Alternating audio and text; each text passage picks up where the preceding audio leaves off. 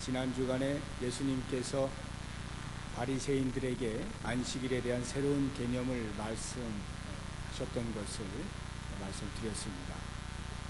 그러자 그 반응이 어땠냐면 이 바리새인들이 밖으로 뛰쳐나가서 평상시에는 자기들하고 적대관계에 있었던 헤롯 당하고 함께 머리를 맞대고 어떻게 하면 예수를 죽일 수 있을까 이렇게 함께 고민을 했습니다. 그것을 보시고 예수님께서 그곳을 떠나시고는 다시 바닷가로 나가셨다라고 7절에 말씀하고 계시는데, 바닷가라고 하는 것은 갈릴리 바다를 말합니다. 이렇게 갈릴리 바닷가로 물러가신 이유에 대해서 마가는 아무런 언급을 하고 있지 않습니다만, 마태는 같은 동행 구절인 마태복음 12장 15절에서 예수님께서 바리새인들의 음모를 눈치채고 그것을 피하신 것으로 그렇게 알려주고 있습니다. 이렇게 바닷가에 나아가셨을 때에 큰 무리가 갈릴리로부터 예수를 쫓았습니다. 7절을 보시기 바랍니다. 예수께서 제자들과 함께 바다로 물러가시니 갈릴리에서 큰 무리가 쫓으며, 거기에 나오는 그 큰 무리를 또 다른 곳에서는 뭐라고 표현하고 있느냐면 8절 후반절을 보시면요, 허다한 무리가 이렇게 나오죠. 그리고 10절에 보시면 이는 많은 사람을 고치셨으므로, 이 말들이 다 원어로 보면 같은 단어를 사용하고 있습니다. 그러니까 아무튼 대단히 많은 사람들이 운집해 있다라고 하는 것을 알 수가 있는데, 마가는 예수의 주변에 모여든 이 큰 무리에 대하여 특별한 관심을 가지고 있었던 것 같습니다. 그 병행 구절인 마태복음 12장 15절 이하를 보면 마태는 이렇게 기록을 했어요. 많은 사람이 쫓는지라 예수께서 저희 병을 다 고치시고 자기를 나타내지 말라고 경계하셨습니다. 이러고 이제 그 기록을 마쳤는데, 그에 비해서 마가는 예수를 쫓은 큰 무리가 어떠한 사람들인가라고 하는 그 신상을 자세하게 소개를 하고 있는 것입니다. 8절에 보시면 큰 무리들이 어디서부터 왔는지 나타나죠. 유대와 예루살렘과 이두메와 요단강 건너편과 또 드로와 시돈 근처라고 이렇게 소개를 하고 있습니다. 갈릴리를 중심으로 해서 볼 때 유대와 예루살렘은 갈릴리의 남쪽에 위치하고 있습니다. 그리고 이두메라고 하는 것은 에돔, 에서 있죠. 에서의 그 에돔의 헬라 음역이 이두메인데, 이 이두메 사람들은 원래는 요단 동편의 암몬과 모압 족속이 있던 그 남쪽에 살고 있었습니다. 그런데 남유대가 멸망을 하면서 그쪽에서부터 서쪽은, 다시 말하면 유대 땅 남쪽으로 이주해서 그렇게 살게 되었습니다. 그러니까 이두메라고 하는 곳은 베들레헴, 유대, 예루살렘보다도 훨씬 더 남쪽을 의미하는 것입니다. 그리고 그 다음에 요단강 건너편이라고 이렇게 나오는데, 여기는 갈릴리 동편에 해당하죠. 그 당시에 갈릴리를 지배하고 있던 통치자가 헤롯 안티파스인데, 이 헤롯 안티파스는 갈릴리뿐만이 아니라 동편에 있는 또 다른 지역도 통치를 했습니다. 거기가 바로 베레아 지역인데, 이 베레아에서 사람들이 온 것으로 이제 추정이 되는 것입니다. 그리고 두로와 시돈이라고 하는 것은 갈릴리의 북서쪽에 있는 도시들이에요. 마가가 이처럼 예수를 쫓는 사람들의 출신을 자세하게 소개하고 있는 이유는, 그 당시 예수가 공생애를 시작하고 이제 막 그 초창기가 얼마만큼 큰 영향력을 사람들에게 미치고 있었는가라고 하는 것을 시사해 주기 위함입니다.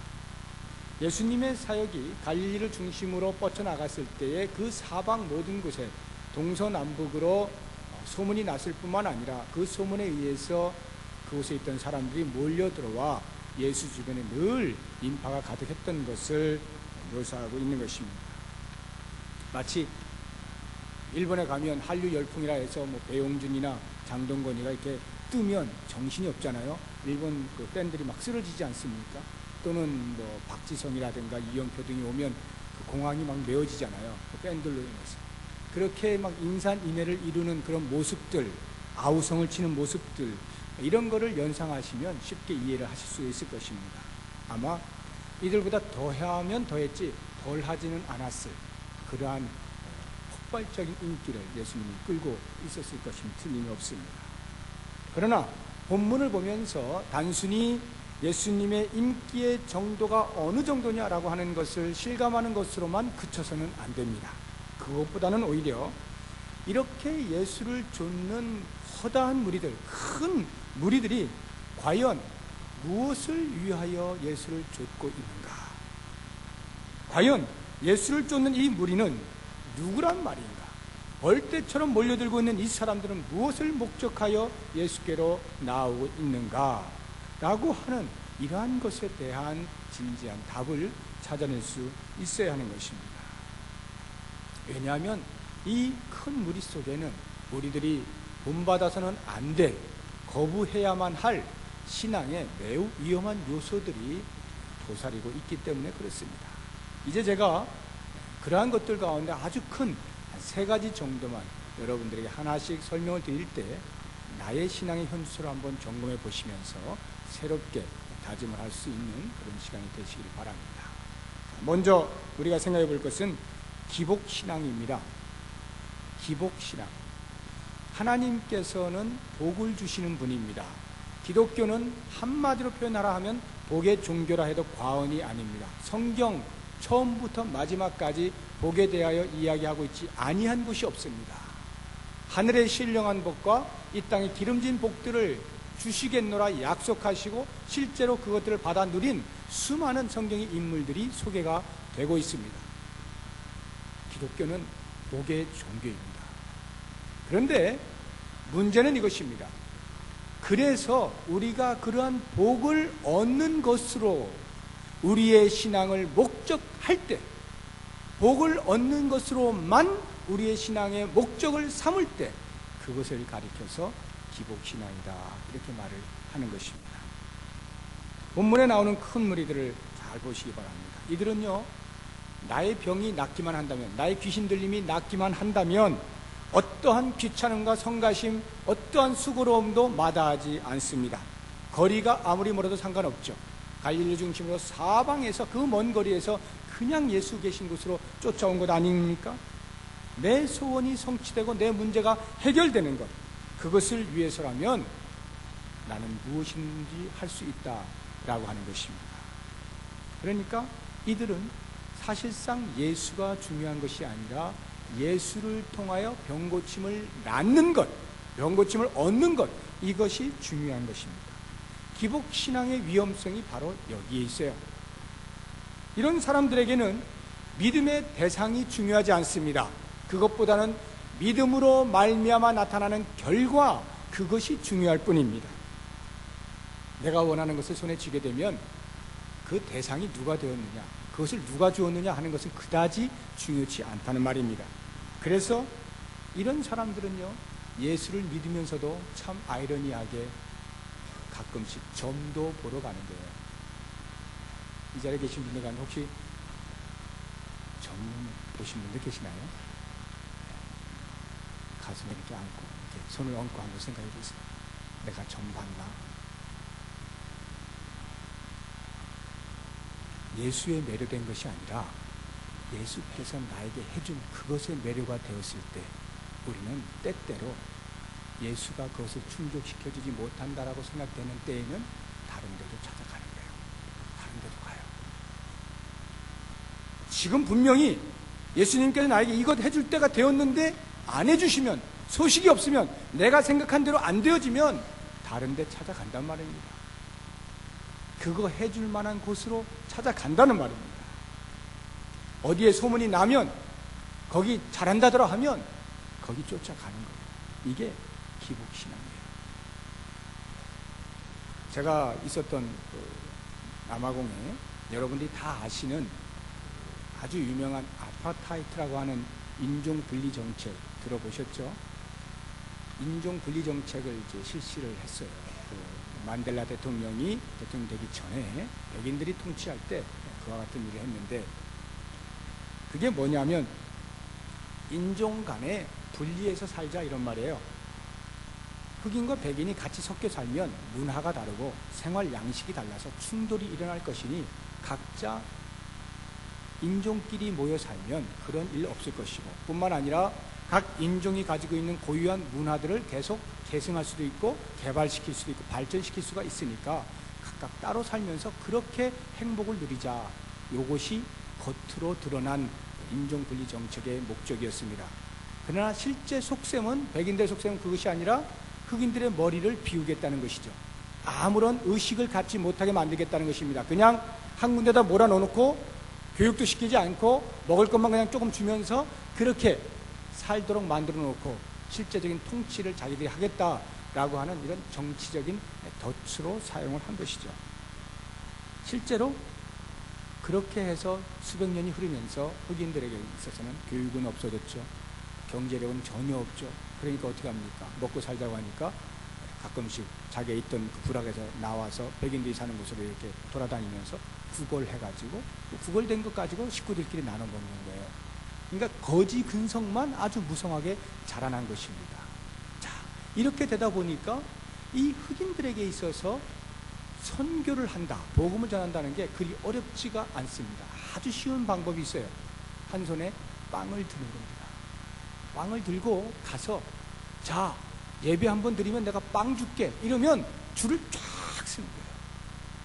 그러면 그렇게 예배를 막 드리는 거예요. 제가 한 번은 혹시 하나님께서 저에게 선교사의 어떤 그걸 주시지 않았는가 싶어가지고 점검을 하려고 제가 한 그 흑인 선교를 하시는 여선교사님이 부탁도 하고 해서 제가 한번 방문을 한 적이 있어요.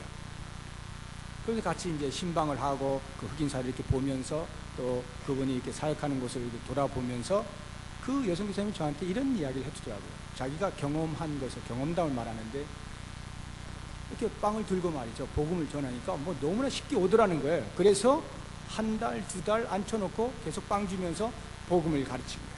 복음을 전하고 예수를 가르치고 성경 공부를 하고 예배를 드리고 이렇게 해서 막 1년 이렇게 지나니까 제법 예수 믿는 티가 나더라는 거예요. 야, 정말 이 오지에 와가지고 내가 흑인들을 위해서 몸 바치는데 열매를 따니까 얼마나 기분이 좋아요.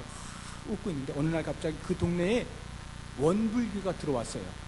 원불교가 들어왔는데 이 사람들은 자기는 빵 하나 들고 왔는데 이 사람은 빵 2개 들고 온 거야. 그러니까 1년 동안 시켜놓았던 그 모든 것이 그냥 하루아침에 무너지는데 전부 다 빵 2개로 줄을 쫙 섰다는 거예요. 다 원불교인이 돼버린 거예요. 이것은 비단 제가 방문했던 그곳만 그런 것이 아니라 대부분의 아프리카의 흑인 지역이 다 그렇습니다. 공통된 현상이에요. 그러니까 빵을 들고 무엇을 하겠다라고 하는 것은 그들에게 있어서는 아무런 복음의 가치를 느끼지 못해요. 왜냐하면요, 그들은 복음보다 중요한 게 지금 빵이거든요. 당장 먹을 게 없는데 주는 것이 복음인 거예요. 빵 주는 것이 복음인 거라. 그러니까 기독교가 됐든 원불교가 됐든 통일교가 됐든 신경 안 써요. 주는 것이 자기들에겐 복음이에요. 오늘 기독교인이 내일 불교인이 될 수 있는 것이고, 오늘 기독교인이 내일 통일교인이 될 수 있는 것이고, 죽도 밥도 안 해요. 이러한 상태가 흑인 사회거든요. 그래서 우리는 그 흑인 사회를 혼합주의 종교에 있어서 혼합주의 양태를 띠고 있다, 이렇게 평가를 내리고 있는데, 이러한 것이 바로 기복신앙의 한 면모인 것입니다. 여기 앉아 계신 분들이 설마 그러지는 않으셔요. 여기 계신 분들 가운데 뭐 여기 갔다 저기 갔다 왔다 갔다 하신 분들 계십니까? 거의 없을 겁니다. 어찌되었든 아마 기독교 안에서 때로 불평하고 원망하긴 하더라도 그래도 그렇게 벗어나지는 않으실 거예요. 그러나 그렇다고 해서 나에게 기복신앙적인 요소는 전혀 없느냐? 아닙니다. 자세히 볼 필요가 있습니다. 내가 정말로 예수를 온전히 좇고 있는가? 한번 살펴볼 필요가 있어요. 나는 예수께 매료가 된 사람인가? 예수가 나의 신앙의 대상인가? 나는 예수만을 목적하며 사는 사람인가? 한번 생각해 볼 필요가 있어요. 혹시 나는 그렇게 한다라고 하면서 정말로 내 속 깊은 데서는 예수를 통하여 내가 얻고자 하는 그 무엇을 얻는 것을 목적하며 신앙생활을 하고 있지는 아니한가? 예수를 통해서 물질의 복을 얻는 것을 목적하고 있는 것은 아닌가? 예수를 통해서 내 육체의 연약함을, 질병을 낫는 것에만 목적하고 살지는 않는가? 아니면 예수 믿는 것을 통하여 이 사회가 정의의 사회를 구현할 수 있는 그러한 통로로서만 예수를 믿고 있지는 않는가? 이러한 것들을 우리가 점검을 해볼 필요가 있다라고 하는 것입니다. 이런 것들이 바로 이 큰 무리들에게서 발견될 수 있는 신앙의 위험한 요소입니다. 그러므로 여러분, 우리가 예수를 쫓는다라고 할 때는 복만을 구하지 마십시오. 복만을 구하지 마시고 오히려 그 복을 주시는 분을 구하십시오. 복의 근원자를 구하십시오. 그러면 다 얻은 거예요. 이게 지혜고 이게 바른 신앙입니다. 여러분, 우리 주변에 여러 가지 어려운 환경들이 있어요. 그래서 우리는 많이 기도합니다. 하나님, 이 환경들을 물리쳐 주십시오. 없애 주십시오. 바꿔 주십시오. 이렇게 우리는 기도를 많이 해요. 이 기도가 틀린 것은 아니지만 언제나 이렇게만 기도하면 아직은 멀었다는 거예요. 때로는 우리가 좀 더 성숙해질 때는 어떻게까지 기도해야 되는가 하면, 비록 이런 환경이 있을지라도 내 신앙이 흔들리지 아니하고 그 환경을 뚫고 나갈 수 있게 해주십시오. 이것이 진정한 신앙의 모습이고 예수를 제대로 쫓는 모습입니다. 예수를 쫓는다는 것이 언제나 화평한 것이 아닙니다. 예수를 쫓는다는 것이 언제나 즐거움만 있는 것이 아니에요. 그러한 어려운 환경이 있음에도 불구하고 그리스도를 부인하지 아니한 채 그리스도가 나의 모든 복의 근원이심을 온전히 믿고 신뢰하고 그대로 환경을 뚫고 나가버리는 것, 이런 믿음을 가지는 것을 진정한 신앙입니다. 이렇게 말하는 것입니다. 그 다음에 이 큰 무리에게서 발견될 수 있는 신앙의 위험한 요소 두 번째는 경쟁심이라고 하는 거예요. 경쟁심. 본문의 광경을 다시 한번 머릿속에 그려보시기 바라요. 팔레스타인 사방 원근 각처에서 서로 얼굴도 모릅니다. 이름도 모릅니다. 각각의 사람들이 오직 한 가지 목적, 예수라고 하는 한 영웅을 만나기 위해서 쫙 모이는 것입니다. 병을 고침받기 위해서 왔든지, 아니면 귀신을 쫓아내기 위해서, 귀신으로부터 노임을 받기 위해서 왔든지, 아니면 야, 그런 것들 도대체 어떻게 하는가 보자 하고 호기심으로 왔든지, 아무튼 엄청난 인파가 한 사람을 중심하여 몰려들고 있는 것입니다. 어느 정도로 지금 몰려들고 있는가 하면 구절을 보시면요, 예수께서 무리 에워싸 미는 것을 면키 위하여, 무리 에워싸 미는 게 얼마나 심각하면 그것을 피하기 위하여 이렇게 말씀하십니다. 10절에 보시면 예수를 만지고자 하여 핏끈히 행하더라, 핏끈히 함이더라, 이렇게 말하고 있는데, 이 핏끈히 했다라고 하는 말은 앞을 다투어 막 밀려들었다, 마구 밀어닥쳤다, 이런 뜻입니다. 그러니까 팔레스타인 전 지역, 팔레스타인 중심으로 사방 전 지역에서 몰려온 인파들이 예수를 만나기 위해서, 예수를 만지기 위해서 한 겹, 두 겹, 수십 겹, 수백 겹을 이렇게 둘러싸인 채 밀고 밀리는 그런 진풍경이 떠오르지 않습니까? 오늘날과 같이 경찰이 있다든지 아니면 사립경호원들이 있다든지 해서 호각을 불면서 질서정연하게 이렇게 탁 해준다면, 바리케이트도 치고 말이죠, 이렇게 쫙 호의를 해준다면야 그나마 괜찮겠죠. 그러나 그 당시에 그런 게 어디 있습니까? 예수에게 있어서 가지고 있는 인력이라고 하는 것은 고작해야 제자들 몇 명밖에 없잖아요. 그 몇 명의 제자들이 어찌 그 많은 인파들이 몰려드는 것을 제지할 수 있고 정리할 수 있고 질서정연하게 만들 수가 있습니까? 불가능한 이야기죠.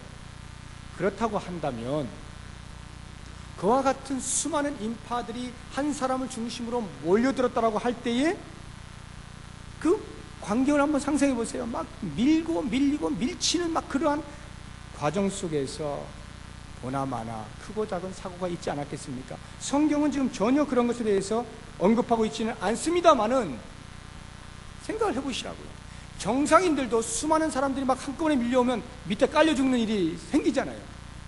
그런데 지금 모여든 사람이 누구예요? 정말 병자들, 귀신 들려가지고 정신 나간 사람들, 이런 사람들이 대부분인 이런 사람들로 모여있는 그 군중 속에 예수를 향하여 지금 돌격하는데 어찌 사고가 안 나겠어요? 엄청난 사고가 나지 않겠습니까? 그러한 인명피해가 있었을 것임에도 불구하고 그들에게는 전혀 아랑곳하지 않는 것입니다. 오직 거기에 모인 사람들은 예수께 나아가는 것만이 중요했어요. 오직 예수의 옷자락을 만지는 것만이 중요했습니다. 그래서 어느덧 모여든 그 모든 사람들은 자연스럽게 경쟁자로 존재하고 있는 것을 보게 되는 것입니다. 만약 이들이 예수를 목적해서 모인 사람들이었다고 한다면 이들은 그리스도 안에서 한 형제요 자매죠. 마가복음 3장 이하에 보면 예수의 모친과 동생들이 예수를 막 찾아 헤맬 때 예수님께 그 소리를 들었습니다. 그리고는 같이 앉아서 모여있던 그 사람들에게 이렇게 말을 하는 거예요. 누가 내 모친이고 누가 내 형제고 자매냐? 하나님의 뜻대로 행하는 자가 내 형제요, 내 자매요, 내 모친이다. 이렇게 말씀하시거든요. 그러니까 하나님의 뜻대로 행하는 자, 즉 예수를 목적하여 모이는 사람이라면 한 형제라고 하는 것을 알아요. 한 가족이라고 하는 것을 압니다. 한 가족은 당연히 서로 돌보고 지켜주죠. 형제애를 발휘하는 것입니다. 그렇게 볼 때 본문에 나타나고 있는 이 큰 무리는 기복신앙에 기초한, 즉 자신이 원하는 것을 얻기 위하여서만 예수께로 나온 사람들이기 때문에 아무런 형제애가 없는 거예요. 이들에게는 오직 자기들의 목적을 달성하기 위해서 다른 사람들을 물리쳐야만 하는 그런 경쟁심만 남아있는 것입니다. 이러한 경쟁심을 우리는 소위 자본주의 산물이다 이렇게 말을 하지 않습니까? 강한 자만이 힘센 자가 많이 갖는다, 이런 논리, 이게 이제 자본주의 논리인데, 좋게 이야기하면 부지런하고 열심히 일을 하는 사람들이 그에 걸맞은 대가를 얻는 것, 이것이 이제 자본주의입니다. 아무튼 자본주의에서는 그래서 그런지 몰라도 경쟁에서 밀렸다 하면 자리가 없어요. 아마 여러분들이 뭐 피부로 좀 느끼지 않습니까? 학생은 학생대로, 사회에서 직장인 직장인대로 어디 하나 경쟁 없이 그냥 가만히 앉아 있는데 나를 먹여 살려주는 것이 어디 있습니까? 치열한 경쟁 속에서 살아남을 때 겨우 자기 자리를 찾는 것 아닙니까? 이것이 자본주의 사회란 말입니다. 그래서 예부터 자본주의 사회에서 통용되어 온 말이 있죠. 강한 자가 살아남는다. 강한 자가 살아남는다. 근데 요즘은요, 이 말도 안 통해요. 그래서 말이 바뀌었어요. 요즘은 살아남은 자가 강한 자다, 이렇게 이야기하거든요. 옛날에는 자본주의 사회 안에서 좀 있는 사람, 돈 좀 있는 사람, 지식이 있는 사람, 백그라운드가 좀 있는 사람, 이런 사람은 자연스럽게 살아남았어요. 강한 자였기 때문에. 그런데 요즘의 자본주의는 그것도 안 되는 거예요. 얼마나 각박하고 얼마나 치열한지 가지고 있어도 치여 죽는 경우가 있다는 거예요. 그래서 요즘은 어떻게 해서든 살아남은 것이 강한 것이다, 이렇게 말하는 것입니다. 다시 말하면 그 경쟁심이 그 어느 때보다도 가장 치열해졌고 가장 심각해졌다, 이렇게 대변을 할 수가 있는 것입니다. 그런데 이런 경쟁심이 꼭 자본주의의 탄생 이후에 있었던 것만은 아닙니다. 물론 이 자본주의가 그러한 경쟁심을 부추긴 것만은 사실입니다. 그러나 잘 보면 이 경쟁심이라고 하는 것은 이미 인류가 타락한 이후 그때로부터 어느 곳에서나 찾아볼 수 있는 현상입니다. 성경에도 많이 나타나요. 아벨이 형 가인에게 맞아 죽잖아요. 그것은 가인, 그 형 가인의 경쟁심으로 말미암아 피해를 본 케이스입니다. 야곱도 마찬가지입니다. 형을 속여가지고 장자권을 빼앗은 그런 야곱이나, 그것에 대해서 이를 갈면서 복수의 칼을 갈고 있는 그런 에서의 행동이나, 이 모든 것들이 다 경쟁심으로 인한 것이죠. 뿐만 아니라 모세가 시내산에서 하나님의 율법을 받으려고 할 때에 산 아래서 금송아지 만들어다가 그 지도력을 좀 어떻게 해보려고 했던 그 아론은 치졸한 경쟁심을 그대로 드러낸 대표적인 인물 아닙니까? 이와 같이 성경에 등장하는 인물들을 보아도 인간에게 있어서 타락 이후에 어디에서나 경쟁심을 찾을 수 있다라고 하는 것은 쉽게 볼 수가 있는 것입니다. 큰 무리들이 예수께로 돌진하고 있는 것은 바로 이러한 경쟁심에 노출되어 있는 인간 군상을 적나라하게 보여주고 있는 것입니다. 오늘날 한국교회의 신앙은 과연 어떠해야 하는가 한번 생각해 보십시오. 아니, 그렇게 거창하게 생각하지 않더라도 나 자신의 신앙은 어떠해야 하는지 한번 생각해 보시기 바랍니다. 예수님께 달려나오는 그 열정, 그 경쟁적으로 치열하게 뛰어나오는 그 신앙의 열심, 이것만 가지고 나의 신앙을 다 대변할 수가 있습니까? 내가 예수를 만날 수 있는 한에 있어서는 다른 사람들이 어찌 되든지 상관없다라고 하는 것, 이것이 정말 진정한 신앙이라고 말할 수 있습니까? 우리도 모르는 사이에 이러한 경쟁심을 가지고 신앙생활을 하고 있는 것조차도 모르는 채 그렇게 신앙생활 할 때가 많습니다. 공동체가 어디에 있는지도 모르는 채, 내 옆에 있는 사람이 어떠해야 할 것에 대해서 생각지도 못한 채 오직 나 하나만 이렇게 생각하며 신앙생활하는 경우가 얼마나 많이 있는지 모릅니다. 이러한 경쟁심이 과연 어디서 오는 것입니까? 아주 간단해요. 자기 만족입니다. 자기 성취감. 여기에서부터 경쟁심은 발동이 되는 것입니다. 내가 이 공동체에 얼마나 큰 유익을 끼칠 것이냐, 아무런 신경도 쓰지 않습니다. 오히려 거꾸로죠. 이 공동체가 있으므로 나에게 얼마나 유익이 될 것인가, 내가 이 공동체에 소속됨으로 내가 얼마나 많은 것을 취할 수 있을 것인가, 이것을 생각하지. 그래서 내 옆에 있는 사람은 언제나 내가 취할 것에 대하여 뺏는 자로 생각되어질 때는 바로 경쟁력으로 들어가게 되는 것입니다. 일반 사회뿐만이 아니라 신앙의 자리에서도 이와 같은 일들이 비일비재하게 있다라고 하는 것입니다. 이와 같은 모습은 예수 공동체 안에서는 결코 있어서는 안 되는 현상들입니다. 예수님은요, 이러한 상황에 그냥 조용히 그 자리를 빠져나가셔요.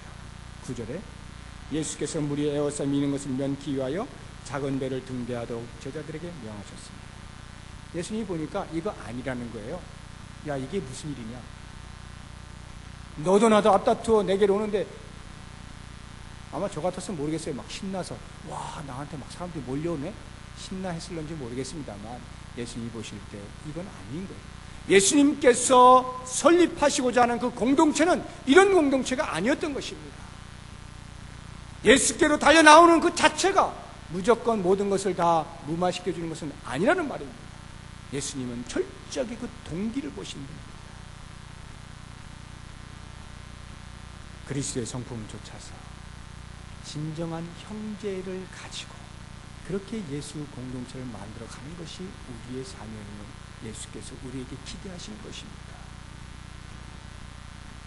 선한 경쟁력이라고 하는 말, 그것조차도 우리는 매우 조심해서, 과연 내 속에 있는 나도 채 눈치채지 못할 정도의 그 간악한 어떠한 내 것을 챙기고자 하는 그러한 것으로 내가 신앙생활하지는 아니하는지 유심히 살펴보면서 철저하게 자신을 내려놓고 예수께서 원하셨던 그 아름다운 형제가 가득한 사랑이 넘치는 그러한 공동체로 나 자신이 헌신되어지고 희생되어지고 녹아질 때 비로소 나에게도 그 주님으로부터 오는 놀라운 복이 있는 것입니다. 이제 마지막으로 우리가 볼 것은 이 큰 무리들에게서 세 번째 신앙의 위험 요소를 찾아볼 수 있는데, 머리만 커지는 가분수적인 신앙생활이에요. 머리만 커지는 가분수. 신앙의 양태로 말하자고 하면 머리로만 아는 거예요. 예수를 머리로만 알고 지식적으로만 알고 진정한 믿음과 행함이 없는 그러한 모습을 말합니다. 11절을 보시기 바랍니다. 더러운 귀신들도 어느 때든지 예수를 보면 그 앞에 엎드려 부르짖어 가로되 당신은 하나님의 아들이니이다 하니.